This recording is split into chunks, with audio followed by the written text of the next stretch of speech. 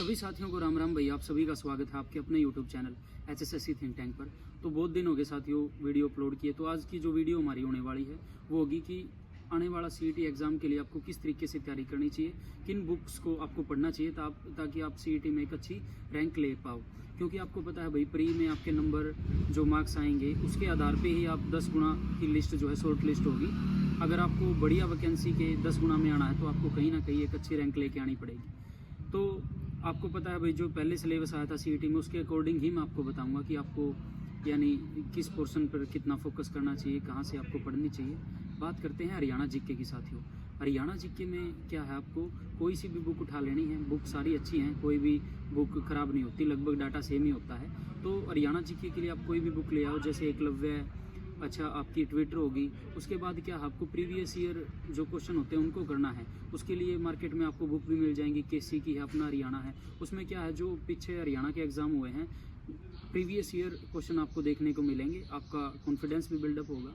ठीक है, हरियाणा करंट के लिए आप कोई सा भी यूट्यूब चैनल फॉलो कर सकते हो। आने वाले समय में मैं भी आपको करंट का पोर्शन कंप्लीट करवा दूंगा। पिछले 1 साल की करंट आप डेली आपको 1 महीने की करंट करनी है, क्योंकि एकदम एग्जाम आओगा तो आपका बर्डन नहीं होगा कि करंट रह रही है, करंट का पोर्शन रह रहा है। ठीक है, अब बात करते हैं नेशनल जीके की। नेशनल जीके के पोर्शन में ही आपके जो पिछली बार एग्जाम हुआ था कंप्यूटर के क्वेश्चन भी उसी में थे। तो आपको कंप्यूटर की बुक के लिए जो है लास्ट एग्जाम की बुक है, मोहन सैनी है शायद राइटर, तो वो आपको बुक परचेज कर लेनी है। उसमें से आपको अपना कंप्यूटर का डाटा जो है कवर करना है।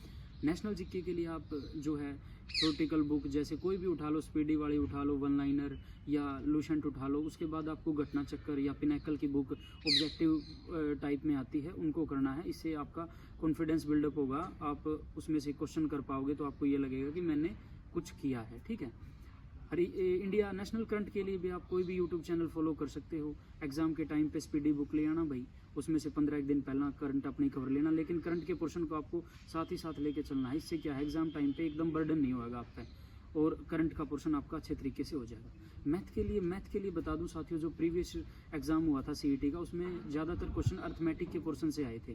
ठीक है, यानी 1-2 क्वेश्चन ही एडवांस का आया था। तो उस तरीके से अगर आप मैथ को करना है तो राकेश यादव की बुक आप प्रेफर कर सकते हो, RS अग्रवाल की बुक कर सकते हो, उसमें से आपको प्रैक्टिस करनी है। तो मैथ का पोर्शन होता है कंप्लीट। अब आते हैं रीजनिंग के पोर्शन पर।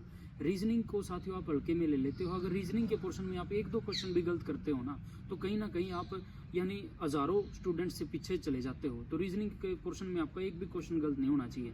ठीक है, ये बिल्कुल फ्री के नंबर हैं। रीजनिंग के लिए आपको क्या करना है, कोई भी प्रैक्टिस सेट बुक लेके आनी है, पहले सिलेबस कंप्लीट करना है, उसके बाद अपनी प्रैक्टिस लगानी है। या कोई भी आप ऐप है जैसे टेक्स्ट बुक है, उससे अपने सेट लगा सकते हो। 50-100 क्वेश्चन डेली रीजनिंग के कर लिए तो उससे आपकी अच्छी प्रैक्टिस हो जाएगी और रीजनिंग में आपके मार्क्स नहीं कटेंगे। अब बात आते हैं हिंदी के लिए आपको मैं बता दूं, बुक निर्मल पब्लिकेशन, संध्या, RBD पब्लिकेशन है, इनकी बुक आप ले सकते हो। और ज़्यादा बुक बताऊंगा तो मैं उसमें तो आप बोर हो जाओगे, ना इतना डाटा आप पे कराया जाऊगा। तो संध्या, RBD, निर्मल ये बुक अच्छी हैं, इनसे आप अपनी हिंदी कवर कर सकते हो। डेली आपको पढ़ना है। कई साथियों की सोच क्या होती है, 15-20 दिन पहले हिंदी सब्जेक्ट को उठाते हैं और उसमें फिर मार्क्स कटते हैं। तो आपको ये नहीं करना है, डेली आपके जो शेड्यूल है उसमें हिंदी को भी डालना है। अब बात करते हैं इंग्लिश की। इंग्लिश से बहुत सारे साथी घबराते हैं।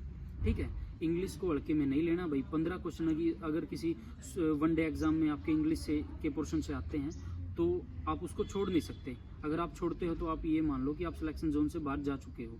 तो इंग्लिश के लिए मैं आपको बता दूं, कोई भी परचेज करो बैच, कोई भी यूट्यूब चैनल फॉलो करो। ये नहीं कहूँगा कि मैं आने वाले समय में इंग्लिश करवाऊंगा तो मेरे चैनल को ही फॉलो करो। जहाँ से आपको समझ आता है वहीं से करो।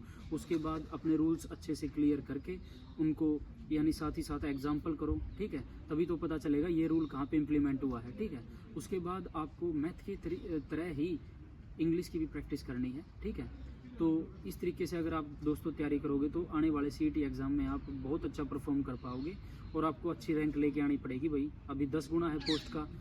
अगर आपको कोई भी अच्छी वैकेंसी आती है इंस्पेक्टर लेवल की, अगर उसके 10 गुना में आना है तो आपको कहीं ना कहीं भाई बहुत अच्छी रैंक लेके आनी पड़ेगी। कंपटीशन बहुत ज़्यादा है, लेकिन तैयारी करते रहो।